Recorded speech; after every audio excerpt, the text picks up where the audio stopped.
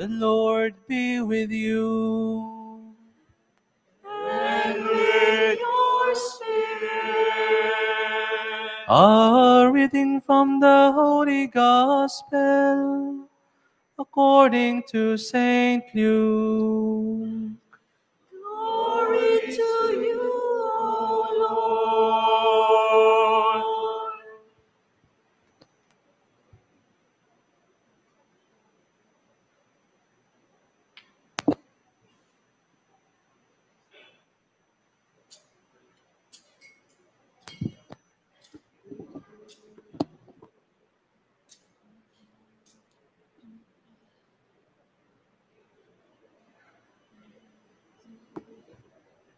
In those days, a decree went out from Caesar Augustus that the whole world should be enrolled. This was the first enrollment when Quirinius was governor of Syria. So all went to be enrolled, each to his own town. And Joseph too went off from Galilee, from the town of Nazareth to Judea, to the city of David that is called Bethlehem, because he was of the house and family of David, to be enrolled with Mary, his betrothed, who was with a child. While they were there, the time came for Mary to have her child, and she gave birth to her firstborn son. She wrapped him in swaddling clothes and laid him in a manger, because there was no room for them in the inn.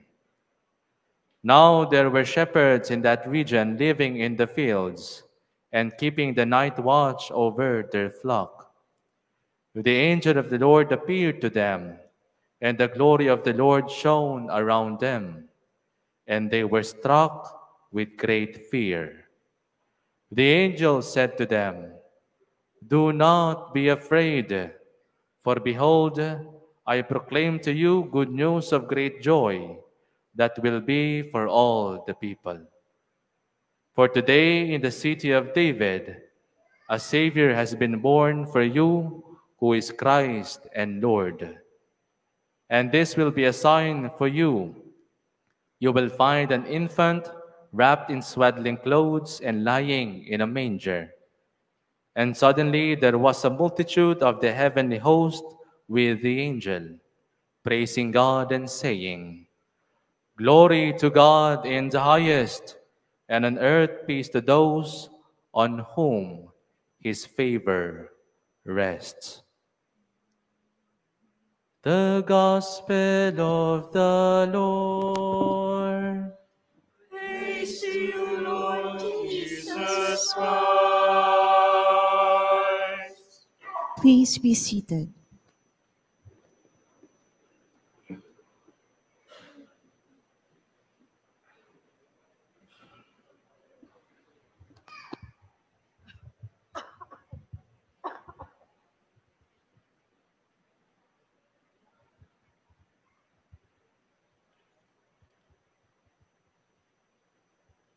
Ako po ay nagagalak na kasama natin ngayon sa ating pagdiriwang ang namumunong general ng ating hukbong katihan, Lieutenant General Roy M. Galido, at ang kanyang pamilya, si Ma'am Rina Micaela and children.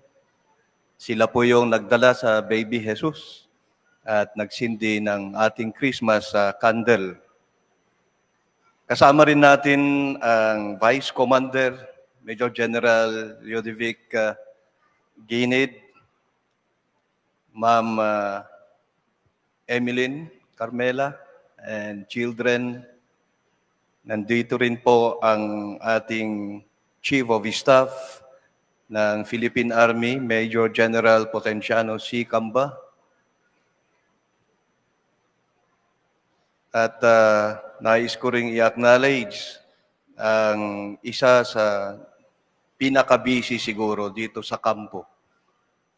Maaring hindi umiinit ang kanyang upuan at maaring kulang din ang kanyang tulog. Ang mayor ng ating kampo, Colonel Emilio R. Pajarillo Jr. and Ma'am Loida and son. Ang Sergeant Major ng Philippine Army, Chief Master Sergeant Roger Kakbay and Mrs. Kakbay. Iba pang mga senior officers, kapwa officers, enlisted personnel, mga kapatid kay Kristo, magandang gabi po. Kakaiba talaga ang diwa ng Kapaskuhan kumpara sa ibang panahon ng taon. Nababalikan pa nga ang mga karanasan at alaala noong nakaraan, o siguro kahit yung alaala nung tayo ay bata pa. Maalala natin ang mga nangyari o kasayahan o kasiyahan tuwing pagsapit ng Kapaskuhan. Kapag ganito na midnight mass para sa Christmas, sa amin dahil walang kuryente noon, ay madilim talaga. At kahit na amoy alak ang iyong katabi, masaya pa rin dahil nga Christmas. At ito rin yung panahon, bago ang misa, maraming nakapila para mangumpisal. Yung iba siguro ay umiinom para maglakas loob na mangumpisal.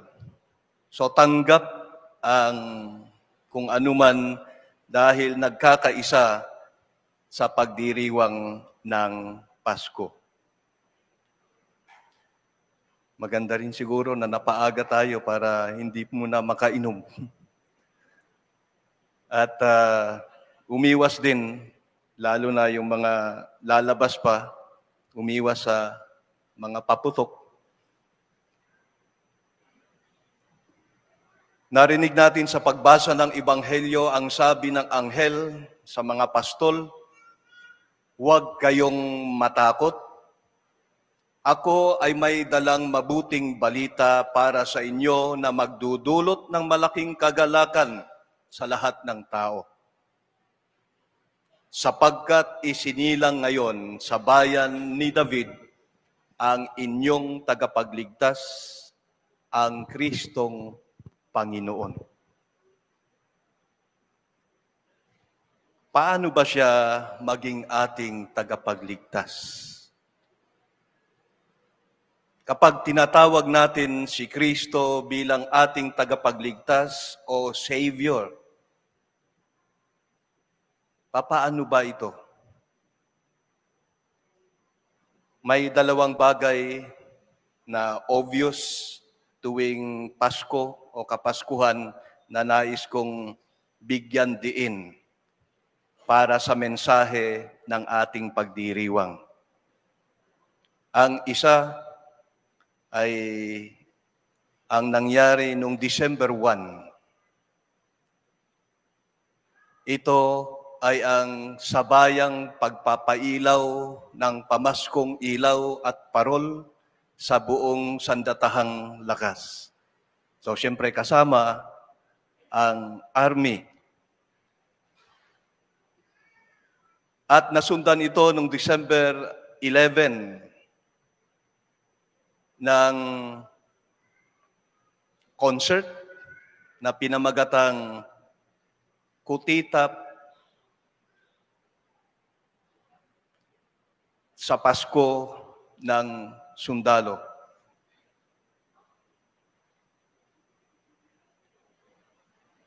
Ang mensahe ng ating namumunong general ang binigyang focus dito sa mga activities na ito.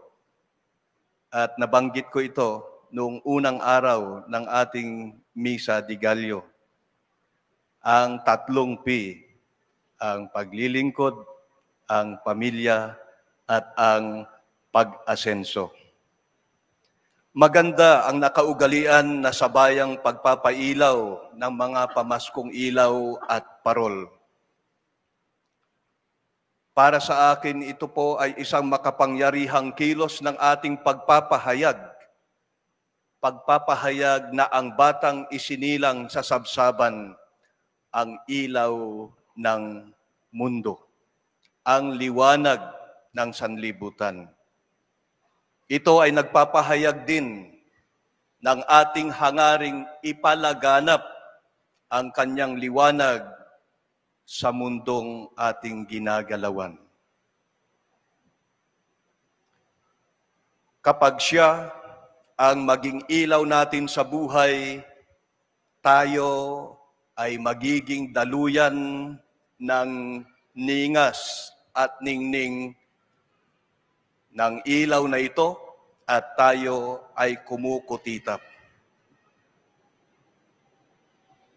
Naniniwala akong marami ang nasinagan at natanglawan ng ilaw na ito at marahil ang ilan sa kanila ay ang ating naging gabay sa buhay.